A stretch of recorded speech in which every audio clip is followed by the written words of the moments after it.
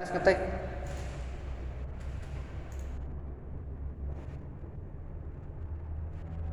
Halo semuanya, selamat datang di podcast T.com, tempat ngobrol santai soal teknologi bareng aku, Elsa Agustia, yang bakal nemenin kalian ngobrol hari ini. Nah, tema kita kali ini agak spesial nih, yaitu Algoritma Uniform Code Search, atau biar gampang kita sebut UCS saja. Jangan keburu pusing dulu ya, ini bukan pelajaran matematika kok, santai aja, karena kita bakal bahas ini dari Dasar. kebaca. Kebaca ih. Oh, ada KI. Jadi kayaknya tempat tutupan Sepatu ya? iya. Besok. Gitu. Kalian nggak? Lagi besok. Di kamar gitu? Tuh dari dasar. Nah. Sebaik sebelah. Dan diurusin dulu. Tukar tinggali. Enak.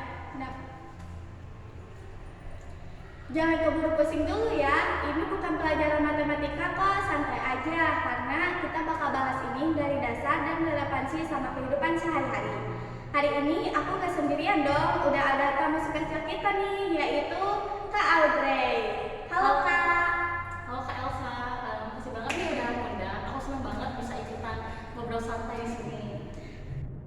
Sama-sama dong. Nah, sebelum kita mulai, boleh dong cerita sedikit tentang UCS ini, kenapa kita harus peduli sama algoritma yang kayak gini gitu.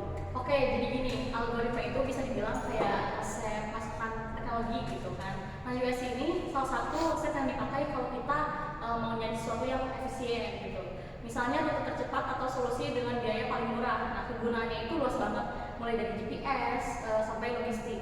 Wah, berarti ini algoritma yang ngurusin gimana caranya kita gak nyasar di Google Maps ya? Ya, persis kayak gitu. Jadi bayangin aja kalau kamu lagi di rumah dan mau ke kafe favorit kamu, Google Maps itu bakalan ngitung semua kemungkinan rute. Terus masalah yang biaya paling kecil, kira kita sampai dulu langsung santai jadi pertengahan gitu. Kira banget itu? Persis. Nah persis, jadi bayangin kamu lagi di rumah dan mau ke kafe favoritmu. Nah Google Maps itu bakal ngitung semua kemungkinan rute. Terus milih yang biayanya paling kecil, kayak misalnya waktu tempuh atau jarak. Nah itu tuh kerjaan si UCS di belakang layar. Oh, begitu ya, keren juga ya. Tapi UCS ini pasti nggak cuma buat navigasi aja kan? Bisa nggak sih kasih contoh lain gitu yang lebih dekat sama kita gitu? Oke, contohnya itu kalau misalkan kamu lagi main game nih, misalkan di game RPG, atau kamu lagi disuruh nyari jalan ke harta karun. Nah, si UCS ini dipakai buat nyari rute yang paling tercepat gitu. Tapi tanpa lewat jalan yang ada monster jahatnya. Seru kan? Wah, bener juga ya. Jadi kayak di game, algoritma ini diam-diam kerja keras buat bikin pengalaman kita jadi lebih mulus gitu ya? Ya, betul banget. Dan bukan cuma itu, UCS juga dipakai di industri logistik. Nah, misalnya buat pengusaha pengirim barang nih. Mereka harus cari rute paling hemat waktu dan biaya untuk kirim barang ke banyak tempat sekaligus gitu. Oke, itu kayak kurir ekspedisi yang muter-muter antar paket ya? Iya, benar banget. Nah, bayangin kalau misalkan mereka pakai UCS nih buat cari jalan supaya bensinnya itu nggak boros dan waktu kirimnya itu tetap cepat gitu. Gila sih, canggih banget gitu. Tapi ngomong-ngomong, bikin algoritma kayak gini pasti ada tantangannya dong? Iya, jelas ada pasti.